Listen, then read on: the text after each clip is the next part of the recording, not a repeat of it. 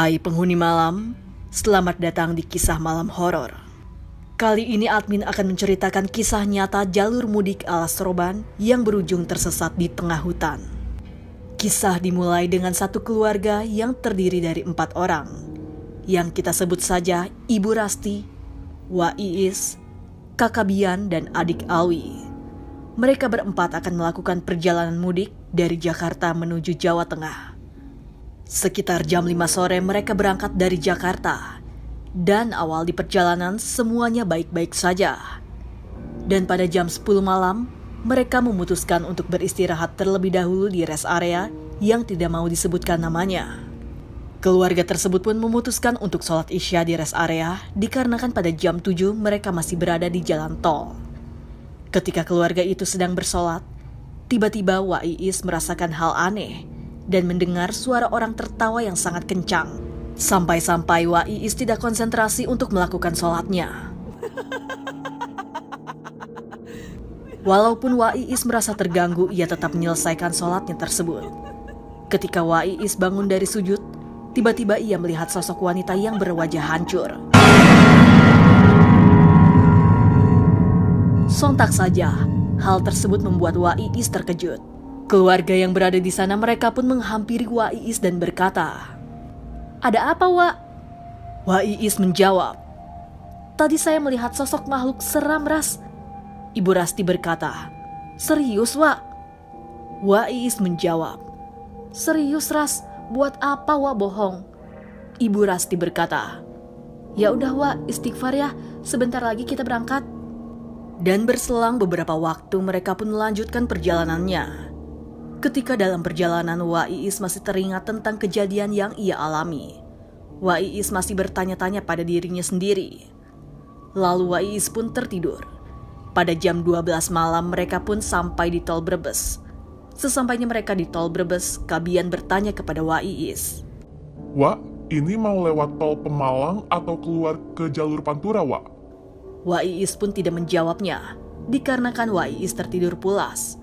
Lalu Ibu Rasti menjawab, "Keluar dari tol Brebes aja, Kak, kita lewat jalur Pantura. Soalnya Ibu kurang tahu kalau lewat tol Pemalang. Kalau lewat jalur Pantura enak, bisa tanya-tanya orang." Lalu mereka memutuskan untuk keluar dari tol Brebes. Ketika mereka sedang dalam perjalanan, Kak Bian melihat 2 jalur utara dan selatan. Kak Bian yang merasa kebingungan, ia mengambil jalur utara. Di jalur utara tersebut sangatlah gelap dan minim pencahayaan. Malam itu juga turun hujan yang sangat deras. Kak Bian yang menyetir mengalami sedikit kesulitan. Dikarenakan jalanan yang berlubang dan menanjak dan kanan kirinya pun hanya ada pepohonan. Singkat waktu Wak Iis terbangun dan berkata, "Udah sampai di mana ini, Ras?" Ibu Rasti menjawab, "Gak tahu, Wak. Tadi dari tol Brebes kita ambil jalur Pantura, Wak. Soalnya Rasti gak tahu kalau lewat tol Pemalang." Lalu Wak Iis melihat-lihat di sekitar dan berkata, "Ini mah lewat alas Seroban, kok gak lewat jalur yang satunya lagi, Bian? Kalau kamu lewat jalur ini gelap, minim sekali pencahayaannya." Bian menjawab, "Bian bingung, Wak, soalnya Wak tidur. Bian gak berani bangunin Wak. Ya udah deh, Bian lewat sini aja." Lalu keluarga tersebut melanjutkan perjalanannya. Ketika dalam perjalanan, Ibu Rasti melihat sesosok pocong yang sedang berdiri di bawah pohon. Ibu Rasti yang tidak mau keluarganya ketakutan dan panik, ia memilih untuk diam dan tidak berbicara ke siapapun. Ibu Rasti terus berdoa agar dijauhkan dari makhluk gaib dan jangan mengganggu keluarganya. Ketika jam 2 malam, mobil yang mereka kendarai tiba-tiba mati. Kak Bian langsung mengecek. Ketika dicek semuanya baik-baik saja. Keluarga tersebut merasa sangat heran. Alwi yang masih berusia 8 tahun, ia melihat sosok wanita yang berwajah hancur. Alwi yang melihat hal tersebut, ia pun menangis menghampiri ibunya, yaitu Ibu Rasti. Alwi berkata, "Mama, di sana ada tante-tante, tapi mukanya hancur. Alwi takut, Ma." Mereka yang mendengar cerita Alwi merasa ketakutan. Keluarga tersebut pun membaca syahadat agar sosok makhluk itu menghilang. Ketika mereka membaca syahadat, tiba-tiba mobil mereka menyala. Lalu keluarga tersebut bergegas pergi dari sana. Ketika mereka di dalam perjalanan, tiba-tiba Wak Iis mendengar suara tangisan. Wak Iis pun mencari tahu sumber suara tersebut. Ketika ia melihat-lihat di jendela, ia melihat 3 anak kecil di tengah hutan dengan wajah hancur dan menyeramkan. Wak Iis yang melihat hal tersebut, ia langsung membaca ayat kursi. Dan di saat bersamaan mobil keluarga tersebut mati lagi. Lalu Kabian mengeceknya. Dan ketika Kabian sedang memperbaiki mobil tersebut, Alwi berkata kepada ibunya, "Ma, Alwi lapar, pengen makan." Ibu Rasti menjawab, "Tunggu ya nak, Mama lihat-lihat dulu masih ada warung yang buka atau enggak di sini." Ketika Bu Rasti sedang mencari warung, ia melihat salah satu warung di alas roban yang masih buka. Lalu Ibu Rasti berkata, "Wak Iis temenin Kabian di sini ya. Soalnya saya mau ke warung dulu, Alwi lapar katanya." Wak Iis menjawab, "Iya Ras, hati-hati ya."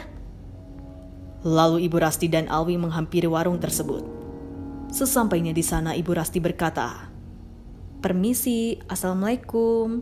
Saya mau beli makan, apa masih ada?" Dan di sana tidak ada yang menjawab Ibu Rasti.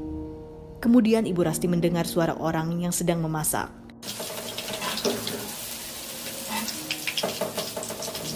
Lalu Ibu Rasti mencoba menghampirinya. Dan di sana ada seorang ibu-ibu yang sedang memasak. Ketika Ibu Rasti melihat jika ada seorang ibu anak di sana, lalu ia berkata, "Bu, saya mau pesan makan."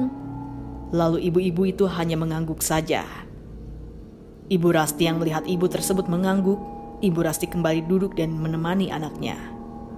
Ibu Rasti yang sudah menunggu setengah jam lamanya, lalu ia menghampiri ibu warung tersebut dan berkata, "Bu, udah selesai belum ya makanannya? Soalnya anak saya sudah lapar, lumayan lama loh kita nunggu." Lalu ibu warung tersebut berkata, "Lapar ya Bu anaknya, nanti saya buatin ya." Ketika ibu warung berkata seperti itu, lalu ibu warung tersebut membalikan badan. Dan ketika membalikan badan, ternyata wajah ibu warung tersebut hancur dan menyeramkan.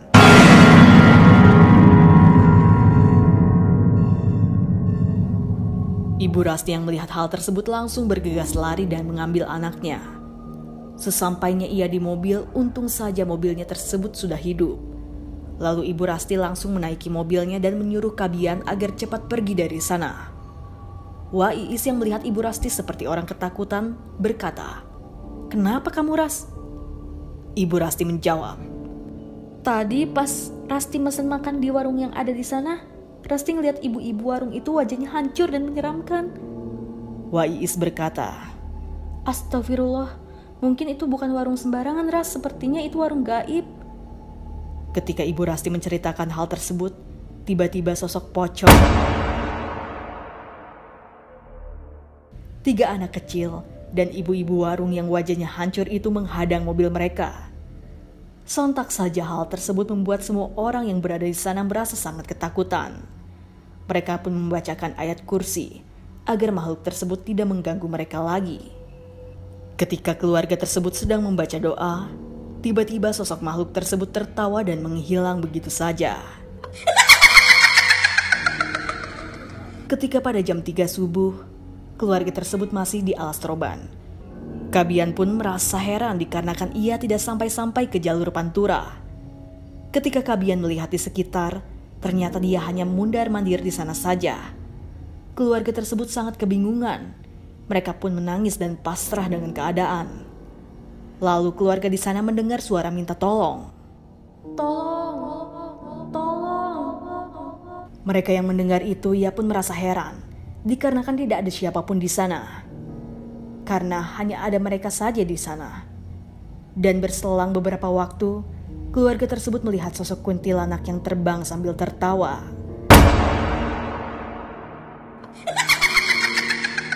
Mereka berdoa. Alwi yang masih kecil, ia pun sangat trauma dengan yang ia alami selama di alas roban. Lalu Wak Iis berkata kepada makhluk-makhluk tersebut, "Mau apa kalian? Kenapa kalian ganggu keluarga saya? Pasti kalian juga yang membuat kita semua hanya mundar-mandir di sini saja kan? Semua ini pasti ulah kalian agar kita tidak bisa keluar dari alas roban." Dan sosok makhluk tersebut hanya tertawa. Lalu keluarga tersebut memberanikan diri untuk jalan. sambil berdoa dan meminta kepada Tuhan agar dilancarkan semuanya. Dan ketika mereka dalam perjalanan, tiba-tiba ban mobil mereka bocor. Dan untung saja Kabian selalu membawa ban cadangan. Lalu keluarga tersebut semuanya turun dari mobil dikarenakan Kabian mau memperbaiki ban mobil itu. Mereka yang masih merasa ketakutan, ia pun memberanikan diri. Dan ketika mereka sedang membantu Kabian, tiba-tiba Alwi berkata kepada ibunya, "Ma, Alwi pengen buang air kecil." Lalu ibunya menjawab, "Tahan dulu ya nak, nanti kalau kita sudah keluar dari sini baru buang air kecil ya." Alwi pun mengangguk. Lalu Kabian dan Waiis akhirnya selesai mengganti ban mobilnya. Keluarga masuk ke dalam mobil dan melanjutkan perjalanannya. Ketika di dalam perjalanan, Alwi tidak bisa menahannya. Lalu Alwi berkata kepada ibunya, "Ma, Alwi kepengen pipis, Alwi udah gak bisa tahan lagi, Ma." Ibu Rasti yang kebingungan lalu ia menyuruh Kabian untuk menepi terlebih dahulu. Dan ketika sudah menepi, Bu Rasti mengajak Alwi ke sebuah pohon untuk buang air kecil. Sebenarnya Ibu Rasti merasa sangat ketakutan, akan tetapi anaknya tidak bisa menahan pipisnya. Ketika Alwi sedang buang air kecil, tiba-tiba Ibu Rasti mendengar suara geraman yang sangat menyeramkan. Lalu Ibu Rasti berkata kepada Alwi, "Alwi, udah selesai belum?" Alwi menjawab, "Udah mah, ya sudah, ayo balik ke mobil nak." Ketika Ibu Rasti ingin kembali ke mobil, tiba-tiba ia melihat sosok hitam besar dan tinggi dengan mata yang merah sambil menggeram. Sontak saja hal tersebut membuat Ibu Rasti dan Alwi langsung terdiam dan mematung. Lalu Waiis yang merasa Ibu Rasti dan Alwi lama sekali dan tidak kembali lagi, Waiis pun bergegas mencarinya bersama Kabian. Kabian yang menghampiri ibu dan adiknya itu, ia bergegas menghampirinya dan menepuk pundak Ibu Rasti. Lalu Kabian berkata, "Bu, Ibu, kenapa kok diam saja, Bu? Alwi, Dik, kenapa?" Lalu Ibu Rasti dan Alwi pun tersadar. Dan ketika Ibu Rasti tersadar, ia berkata kepada Waiis dan Kabian, "Wak, Kak, ayo pergi dari sini." Waiis, Kabian, Alwi dan Ibu Rasti berlari ke mobilnya. Ketika mereka sampai di dalam mobil, keluarga tersebut langsung pergi dari sana. Dan Ibu Rasti tidak menceritakannya terlebih dahulu sebelum keluar dari alas roban. Ibu Rasti dan Alwi masih sangat syok. Mereka tidak habis pikir bisa mengalami hal menyeramkan tersebut. Dan singkat waktu pada jam 5:30 pagi, mereka akhirnya bisa keluar dari alas roban. Keluarga tersebut sangat lega sekali dikarenakan akhirnya bisa keluar dari alas roban tersebut. Dan berselang beberapa waktu mereka sampai di rumah. Lalu Waiis bertanya kepada Ibu Rasti, "Ras, kenapa sebenarnya kamu? Apa kamu melihat sosok kuntilanak lagi, Ras?" Ibu Rasti menjawab, "Enggak sih, Wak. Rasti tadi melihat sosok hitam, besar, matanya merah menyala, Wak." Waiis berkata, "Genderuwo, Ras." Ibu Rasti menjawab, "Kayaknya sih itu, Wak." Waiis berkata, "Astagfirullah, ya sudah Ras. Yang penting kita sudah selamat sampai tujuan ya." Ibu Rasti menjawab, "Iya, Wak." Lalu keluarga tersebut tidak mau lagi jika ingin mudik melewati jalur tersebut. Dikarenakan keluarga tersebut sangat trauma dengan yang mereka alami selama berada di alas roban. Dan berakhirlah kisah jalur mudik alas roban yang berujung tersesat di tengah hutan, yang diambil dari kisah nyata. Jangan lupa subscribe channel ini agar kalian tidak dihantui mereka.